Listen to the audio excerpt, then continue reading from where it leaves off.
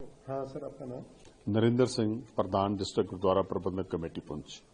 कल की जी सर शैलिंग हुई इसके बारे में कल बहुत, मैं कहूंगा कि बहुत हैवी शेलिंग जो है वो पुंछ के अंदर हुई और उसमें लगभग 13 लोग जो हैं हमारे शहीद हुए हैं। उसमें हमारे इसी गुरुद्वारे के, जिस गुरुद्वारे में आज हम खड़े हैं, गुरुद्वारा श्री गुरु सिंह सभा, यहाँ के एक रागी हैं, रागी जत्थे के एक व्यक्ति हैं अमरीक सिंह जी, वो भी हमारे साथ थे। मैं खुद इस गुरुद्वारे के अंदर मौजूद था। 7 बजे तकरीबन ये जो हमारा प्रोग्राम था वो समाप्त हुआ। हम सभी लोग जो हैं यहाँ से निकल के चले गए और गुरुद्वारे को हमने थोड़ा बंद कर दिया क्योंकि बहुत शेयरिंग हो रही थी, लेकिन लॉक नहीं किया, ऐसे बंद कर दिया। तो क्योंकि गांव में कुछ न कुछ लोग आते रहते हैं, वो आकर यहाँ मथा टेकते हैं, तो उस लिहाज से हम यहाँ से निकल के गए। जो ही हम घर पहुंचते हैं, अमरीक सिंह जी भी अपने घर में चले जाते हैं, हरचरण सिंह जी जो उनके हेड रागी हैं वो भी अपने घर में चले जाते हैं, मैं अपने घर में चला जाता हूं। तो विद इन 5 मिनट्स जो है एक और शेल जो है वो सिंडिकेट चौक में आकर गिरता है और उसी के पास उनका घर भी है और उनके नीचे, घर के नीचे दुकान भी है।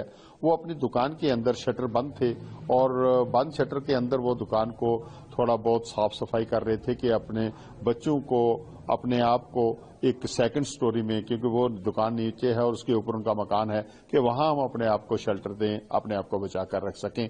तो जो ही वो अंदर पहुंचते हैं, शेल गिरता है और उसका एक स्प्लिंटर जो है वो शटर को तोड़कर अंदर उनको जाकर हिट करता है और वो वहीं शहीद हो जाते हैं। और बाहर एक और दुकानदार थे जिनका नाम रंजीत सिंह था, और वो जो थे वो भी अपनी छोटी सी दुकान है उनके पास खड़े थे, तो एक स्प्लिंटर जाकर उनको लगता है और इस तरीके से ये दोनों लोग जो हैं वो सिंडिकेट चौक में अपने घर के बिल्कुल बाहर जो हैं वो शहीद हो जाते हैं।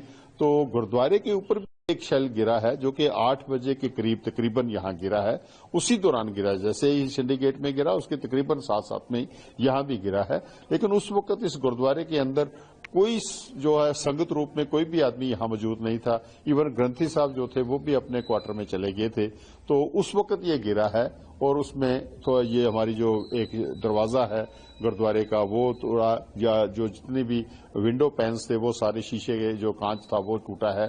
तो ये टाइल्स वगैरह लगी हुई थी, ये टूटी हैं। तो मैं ये कहूंगा कि बहुत बड़ी शेलिंग जो है पाकिस्तान ने, हिंदुस्तान की सिविलियन जो थे, हमारे सिविलियन सिटी के ऊपर बहुत बड़ी शेलिंग की है। और शेलिंग में जो 13 लोग जो हैं वो शहीद हुए हैं और 13 में अगर आप देखेंगे तो एक छोटा बच्चा है और वो एक हिंदू कम्युनिटी से लिंक है उसका, और अगर आप 4 देखेंगे और तो वो सरदार कम्युनिटी से लिंक करते हैं, और दूसरी तरफ अगर आप देखें तो मुसलमान भाई हैं हमारे, वो जान बाक हुए हैं। तो ये जो 13 लोग हुए हैं, आप इसमें देख सकते हैं कि ये कोई एक किसी स्पेसिफिक किसी जगह पे उसने टारगेट नहीं किया।